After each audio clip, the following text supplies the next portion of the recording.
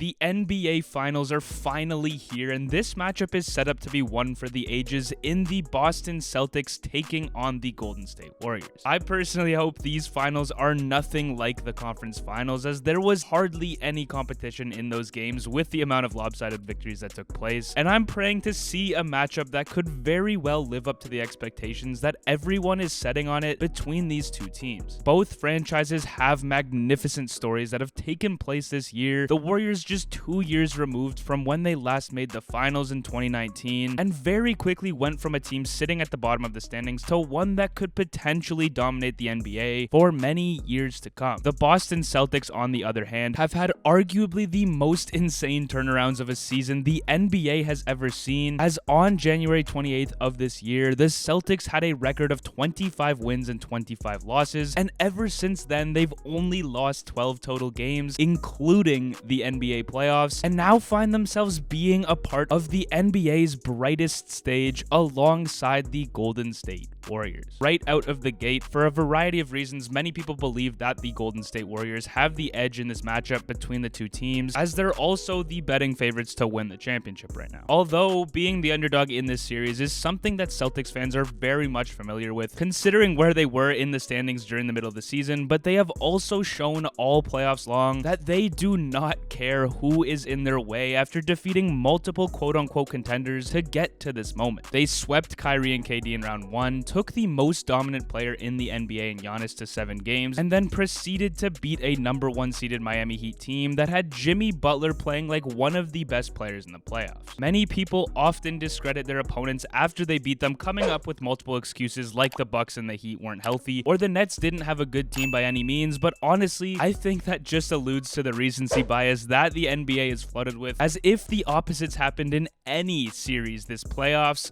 the script would flip entirely and people would constantly find ways to try to change the narrative, as in almost any case you can argue against a team. Moral of the story, both teams had difficult paths to the finals and both teams prevailed, so there's nothing we can do as fans but begin to analyze this series and how these two teams match up against one another. Starting with the areas the Golden State Warriors have the edge in, and that is the fact that they have boatloads of experience, as this is the franchise's 6th finals appearance in their last 8 years, and they've won 3 of those 5 appearances prior to this one, as this is also in contrast to the Celtics, who have a grand total of 0 finals games played between their lineup. And honestly, I think many people will underestimate the significance of having a ton of experience playing on this stage. It's unlike any game or series any player on the Celtics have ever played in. The lights are the brightest, the critics are the loudest, there's more time in between each playoff game, and with all of this just adds on to the amount of pressure it's going to put on these players. That's not saying the Celtics won't be able to overcome this, it's just a mountain they are going to need to climb, being that this Warriors group has been there so many times, and it could very well lead to the Warriors sneaking away with both games 1 and 2 in terms of how prepared they'll be. Edge number 2 that the Warriors have over the Celtics is that the Boston Celtics are gassed out there on the floor. They've ran an 8-man lineup all playoffs, and honestly, for a large part of the season, they've played in back-to-back Game 7s against the Bucks and the Heat, and to make matters worse, the Warriors are countering this with potentially getting Gary Payton, Otto Porter, and Andre Iguodala back into their lineup, 3 pieces where they may have smaller roles, but that could all be the difference in this close of a matchup. And on top of the lack of depth compared to the Warriors, the Celtics aren't entirely healthy either. Multiple guys have missed time this playoffs due to injury, and this is yet another mountain they are going to need to climb. Lastly, the Warriors overall just have more talent on their roster. They have 3 scoring threats in Curry, Klay, and Thompson, one of the best defenders on the planet in Draymond, who was the favorite to win the Defensive Player of the Year award before he got hurt. Wiggins is playing some of the best basketball of his life, as he just strapped up Luka Doncic and can do it again against Jason Tatum, who in my opinion is a small step below Doncic. Don't get angry at me in the comments. And then multiple guys off the bench whom the Warriors have relied upon to come in and give big minutes to. This is not me saying that there is no chance the Celtics can win this series. This is just how I view the matchup from a first glance, as the Warriors are easily the greatest team the Celtics have played this playoffs. The Celtics Celtics, though, have countlessly proved everybody wrong, beating again 3 quote-unquote contenders along the way in the Nets, Bucks, and Heat. Therefore, I truly think they also have a chance in this series. However, they will need to be playing their best basketball to date. There is also a great chance that this could happen as well. Switching over to the Boston Celtics side of the table, they match up incredibly well against the Golden State Warriors. They've been the best defensive team this season. Marcus Smart has the potential to lock up Curry, being that he was the defensive player of the year at the guard position, which is just incredible. Jaylen Brown is a strong perimeter defender that will most likely guard Klay. Tatum would match up against Wiggins to allow him to conserve more of his energy for the offensive side of the ball, and that's not a diss towards Wiggins. He just doesn't run around screens along the perimeter as much as guys like Steph and Klay. And then depending on what lineup the Warriors utilize the most, I'm feeling more on the side of their death lineup that we saw in round 1 against the Nuggets, because Looney won't look like that rebounding god against Robert Williams like he did against Maverick centers like Kleba and Powell. And if Poole does play in the starting lineup because of this, Tatum will probably guard him, leaving Wiggins for Grant Williams, and Horford will most likely guard Draymond. Moral of the matchup story between these two, the Celtics have so many great individual defensive players on their roster that allow them to try so many different things on that end, and this has allowed them to have the ability to create many different defensive game plans, which has ultimately resulted in outstanding team defense all season long and all playoffs long. This is easily the best defensive group the Warriors have had to play these playoffs, and this could very well carry this team to a championship. On offense, the Celtics' weapons are inferior to those of the Warriors, and this is the area that is going to make or break this series, as I am once again confident in the Celtics defensive unit to do the best job at containing the Warriors we have seen. And this is the area where I meant where they fully have a chance to win this series. They're just going to need to play their best basketball of the season. Tatum and Brown in particular are going to need to go nuclear to keep up with some of the Warriors shooters, and someone outside of those two, whether it be Marcus Smart, Al Horford, or Grant Williams, are going to need to make a massive step up as well. But if it takes a little while to reach that level, I'm once again sure this defense will keep them in most of their games. Asking for that level of play out of this group offensively isn't even a tough task in my opinion. This is the NBA Finals. They've reached this point for a reason, and we have seen them have absurdly efficient scoring nights and individually put up like 40 and 50-point outings during the season. Both teams are going to have to decide whether they can handle the spotlight. The storylines are endless going into this series and will be exponential coming out of it as well. My prediction is going to have to be Warriors in 6 games based on everything that I've told you about this matchup, but I wouldn't even be close to surprised if Tatum, Brown, and the Celtics once again step up to the plate and continue to prove the world wrong.